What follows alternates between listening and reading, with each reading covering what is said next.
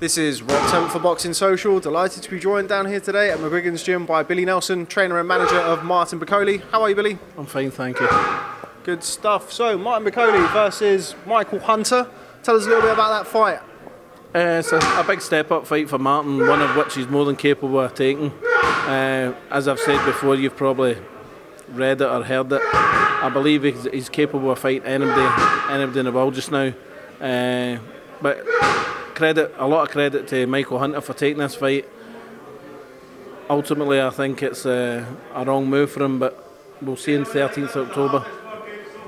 Now, Michael Hunter's not somebody who's very well known on these shores. What can you tell us about him as an opponent? What will he bring to the ring on fight night? He's got a very good skill set. He's quite quick. However, I think Martin will match him for speed. Certainly, he's far too big. He's much bigger than Hunter, and punches extremely hard and much harder than Hunter. Now, you mentioned that he's bigger than Hunter. Hunter's somebody who's boxed at cruiserweight, unsuccessful challenge against Alexander Usyk. Do you envision the size being the main issue when stepping into the ring? That is one of the major issues, but the other one is Martin is a better all-round fighter in every single department.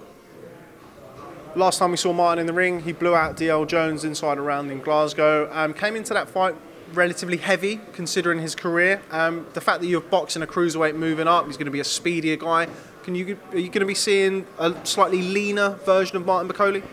The reason Martin was 19 stone 4 in that fight was because he was injured for months on end in the Congo.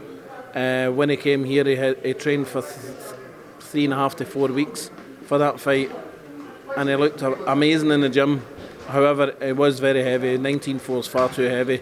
He's all ready, and now he's 18 stone 2, and I'm aiming about 17.10 for him. What can you tell me about preparations for this? We've seen it all splashed all over social media. Martin has obviously been sparring with Anthony Joshua as Joshua heads into his world title defence against Alexander Povetkin. How have those sparring sessions been going? The sparring sessions have just been simply world-class sparring. You'd pay good money to watch the sparring sessions. They're a whole lot better than many fights that you've seen on the telly. Technically, but just brilliant, absolutely brilliant. Anthony Joshua was very complimentary and very supportive of Martin, and Robert McCracken's been delighted with what we've given him in the lead up to their fight. How beneficial is it to Martin at this stage of his career that he's getting that world-class sparring? He's obviously been sparring with Daniel Dubois in the past as well. He's sort of a well-known frequenter of gyms for sparring. How beneficial is that to him at this stage of his career? Well, it's huge. I mean, there's no point me bringing in sparring partners that Martin's going to just, dominate and beat up, because you learn nothing for that. The sparring with Anthony Joshua, you can hear both the brains thinking at the same time simultaneously, and that'll bring those boxers on leaps and bounds. It's phenomenal sparring. Where would you rank Martin currently? Obviously, he's not had the fights that will prove, certainly to a greater audience, that he is where you say he is. But where would you currently rate him when you're looking at other fighters in the British division? In the British division, I'd say he's number 2, behind Joshua. And how soon do you think it's going to be before he can get the fights that will ultimately prove that? Well, that's up to the promoters, isn't it? We're willing to fight anybody. Martin will fight anybody now. Absolutely anybody. Doesn't have to be in Britain, it could be abroad.